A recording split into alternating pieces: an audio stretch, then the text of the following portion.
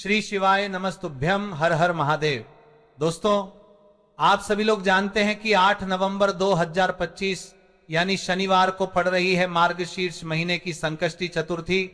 और दोस्तों, यह वह तिथि है जो मार्गशीर्ष महीने में पड़ने वाली सबसे बड़ी तिथि है, क्योंकि यह शनिवार के दिन पड़ रही है और इसका बहुत ही बड़ा और विशेष महत्व होता है।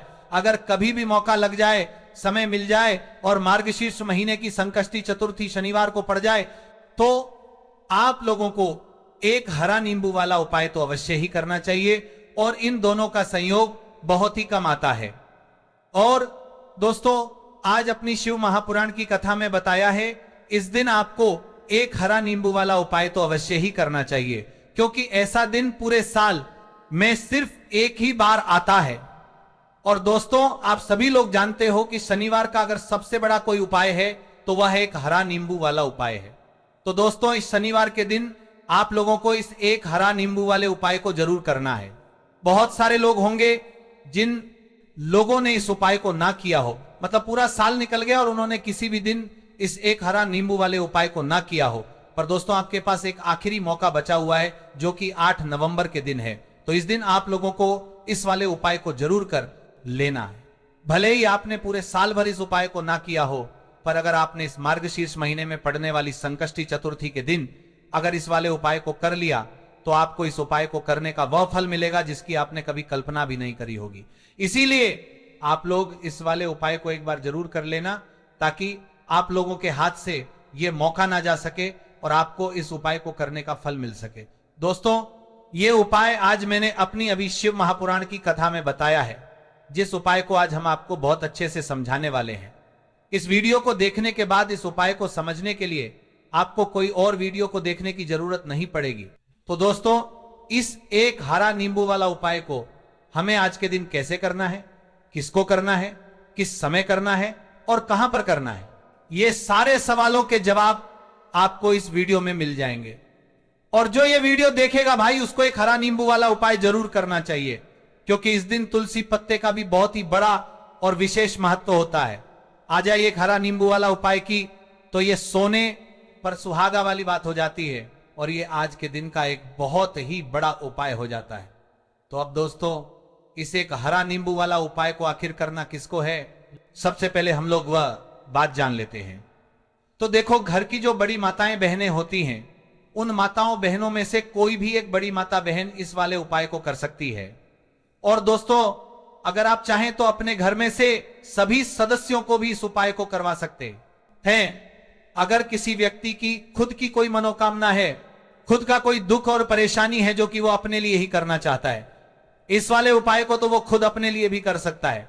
बाकी अगर कोई घर में से ऐसा है जो कि अपने पूरे घर परिवार की सुख और शांति के लिए ये वाला उपाय करना चाहता है, तो भाई वो भी कर ले सकता है, उसमें भी कोई दिक्कत वाली बात नहीं है। कहने का मतलब यह है कि इस उपाय को हर एक सदस्य भी कर सकता है और पूरे घर परिवार के सदस्य के लिए घर की बड़ी माताओं बहनों में से कोई एक माता बहन भी कर सकती है। माताएं बहनें अगर घर में उपस्थित न हो या वह ये वाला उपाय न कर पा रही हो, तो फिर घर का कोई बड़ा सदस्य भी इस एक हरा नींबू वाला उपाय को कर सकता है, चाहे फिर वह पुरुष ही क्यों ना हो, उसमें कोई भी दिक्कत वाली बात नहीं है।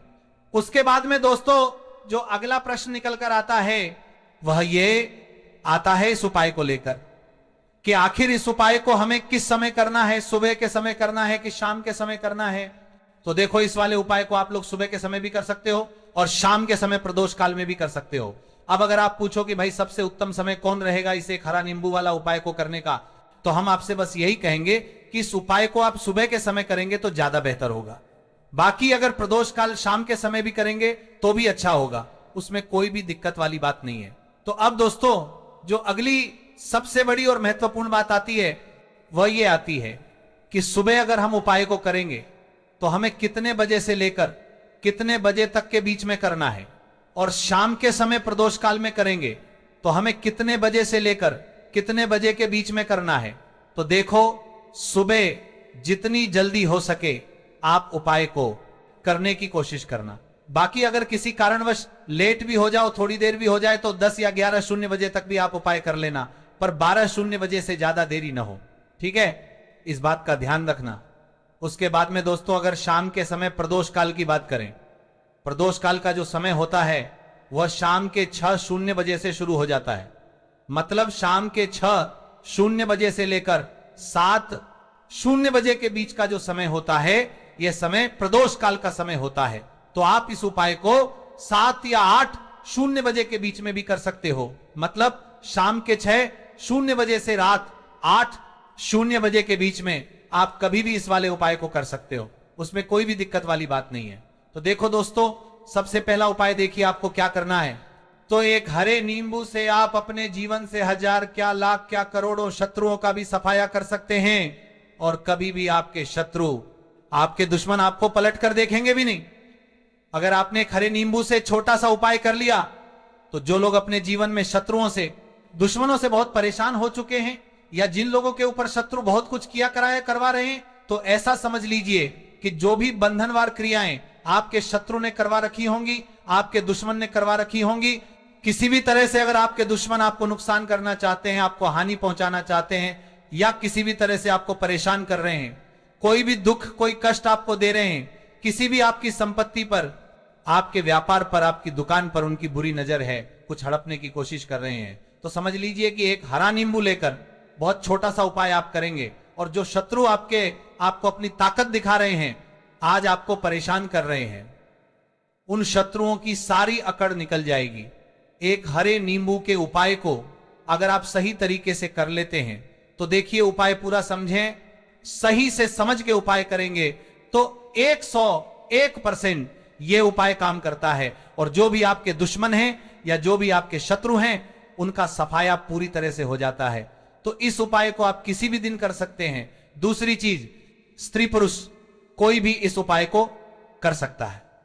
ऐसा उपाय आज की वीडियो में लाए हैं जिसमें आपके कोई पैसे खर्च नहीं होने वाले, सिर्फ आपको एक नींबू से उपाय करना है। अब यह हरा नींबू ही है जो आपके जीवन से शत्रुओं का पूरी तरह सफाया कर देगा, और कभी भी दुश्मन और शत्रु आपको परेशान नहीं कर पाएंगे। चाहे शत्रु और दुश्मन कितने भी पावरफुल हों, कितने भी ताकतवर क्यों न हो, फिर भी आपका बाल बांका नहीं कर सकते। मतलब कितनी भी कोशिश कर लें, लेकिन फिर भी आपका कुछ नहीं बिगाड़ पाएंगे। तो चलिए बात कर लेते हैं उपाय की, उपाय किस तरह से आपको करना है। तो देखिए, सबसे पहले तो आपको इसमें एक हरा नींबू लेना है, ठीक है ना। अब यह उपाय गुप्त शत्रुओं के लिए भी है और उस दुश्मन के लिए भी है जो सामने से आप पर वार कर रहा है, आपको किसी भी तरह की धमकी दे रहा है, कोई नुकसान आपका कर रहा है, वह शत्रु भी परास्त हो जाएगा। और जो आपके पीठ पीछे आपका बुरा कर रहे हैं, क्योंकि देखिए जो गुप्त शत्रु होते हैं ना, इनका ना तो हमें नाम पता होता है, ना इनका एड्रेस पता होता है, ना ये पता होता है कि कितने शत्रु हैं, है ना। क्योंकि ये तो गुप्त तरीके से शत्रुता करते हैं, और गुप्त शत्रु के बारे में किसी को कुछ पता नहीं चल पाता है। बहुत कम लोग होते हैं जान जाते हैं कि हाँ किसी ने कुछ करवा रखा है, फिर भी ये नहीं जान पाते हैं कि कौन व्यक्ति है जो ऐसा करवा रहा है ना। ये बहुत मुश्किल है पता करना। लेकिन अगर आपको आपके दुश्मन का नाम नहीं पता, आपका दुश्मन कहां रहता है यह भी नहीं पता, कौन आपसे शत्रुता कर रहा है यह भी नहीं पता, फिर भी ये उपाय आप करिए। क्योंकि जो दुश्मन है, जो शत्रु है, इस उपाय को करने से आप देखेंगे कि वो तुरंत आपके जीवन से दूर हो जाएगा, और उसका किया कराया भी दूर हो जाएगा।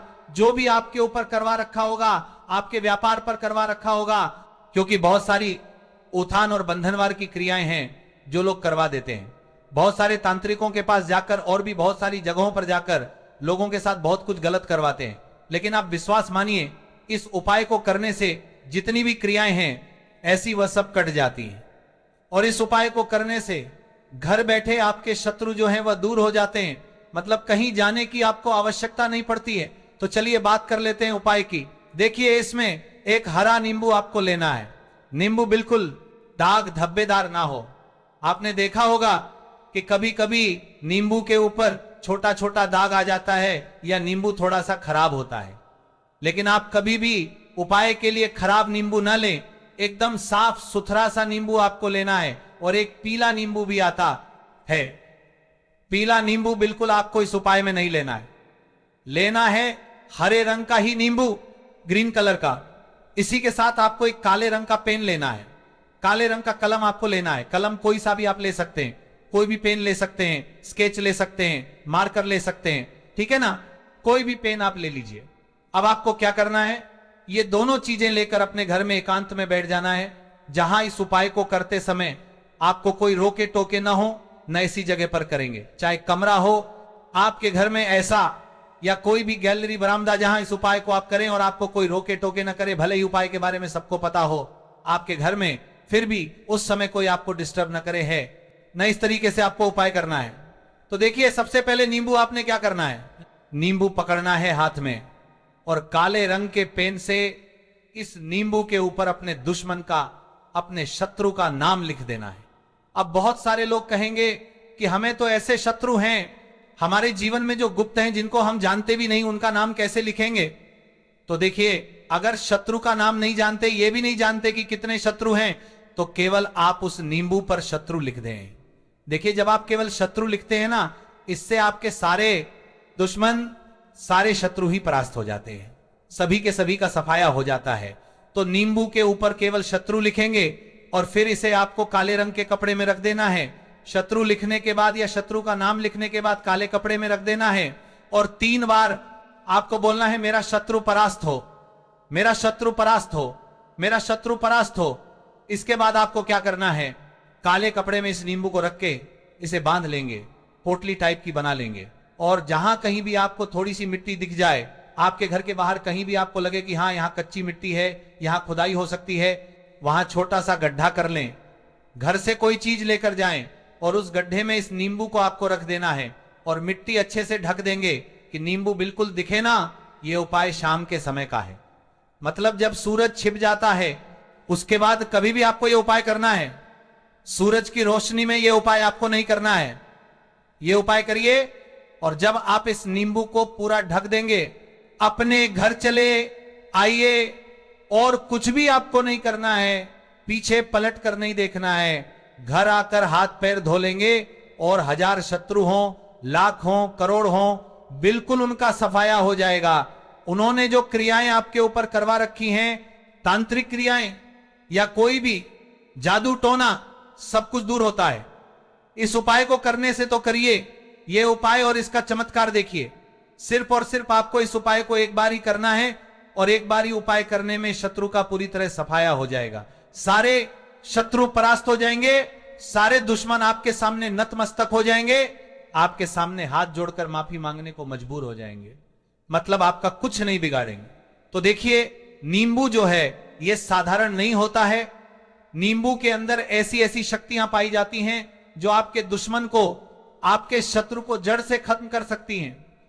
आपने देखा होगा कि जब भी लोग अपना व्यापार शुरू करते हैं या जो भी बिजनेस करते हैं, दुकान खोलते हैं, छोटा मोटा व्यापार जैसा भी काम करते हैं, वहां पर नींबू मिर्च जरूर लगाते हैं, क्योंकि देखिए, जो नींबू और मिर्च होती है यह आपके जीवन में धन को लाने का और बढ़ाने का काम भी करती है। क्यों?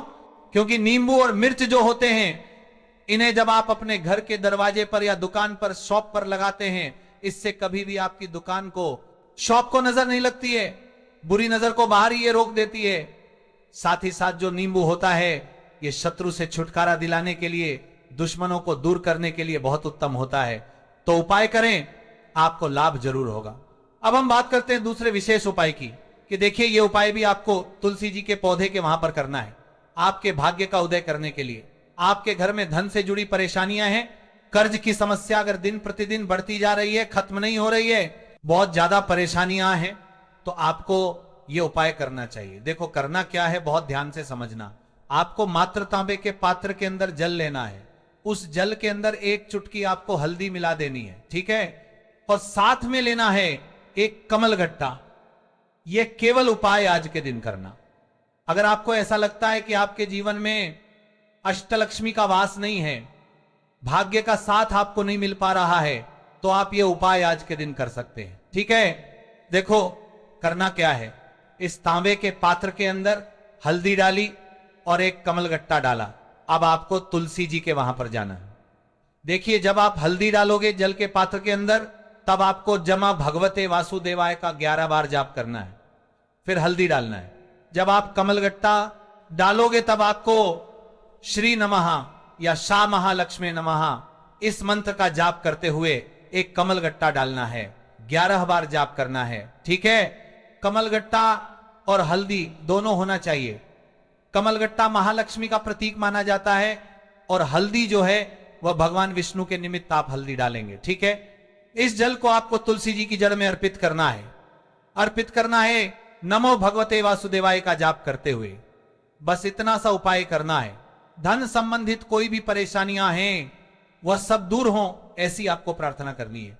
कर्ज से जुड़ी कोई परेशानी हो तो ऐसी प्रार्थना करनी है कि यह दूर हो जाए, ऐसी कामना करते हुए यह दूसरा प्यारा सा उपाय आपको करना है। तो देखो, यह हो गया दूसरा उपाय जो कि आप सुबह से लेकर के शाम तक कर सकते हैं।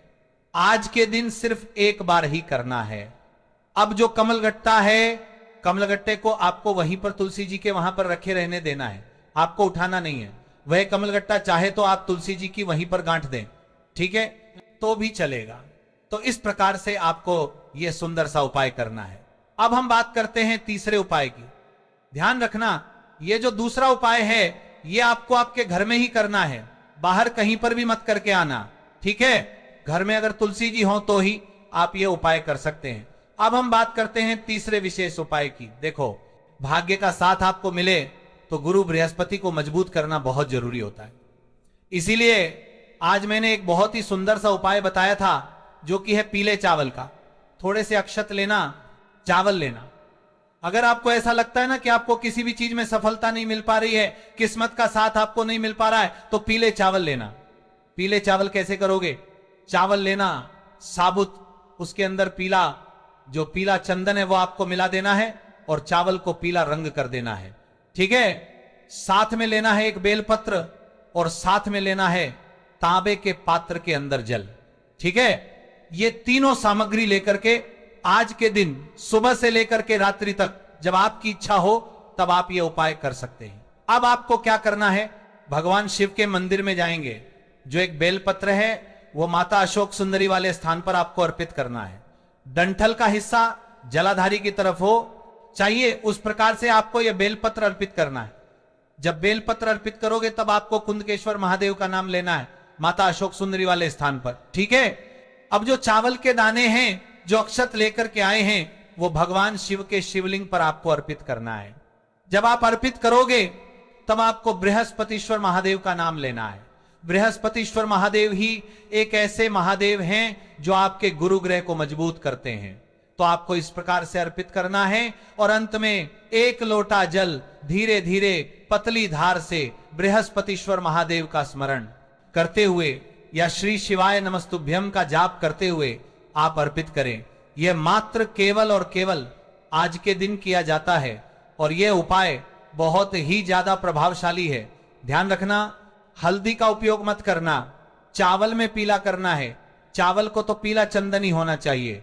ठीक है, अब ये जो उपाय जो भी करता है निश्चित तौर पर उसके जीवन के सारे अंधकार दूर होते ही होते हैं, उसको सफलता भी मिलती है, बृहस्पति मजबूत होते हैं, किस्मत का साथ उसको मिलने लगता है। यह उपाय अगर आप प्रदोष काल के समय करते हैं तो और लाभकारी सिद्ध होता है।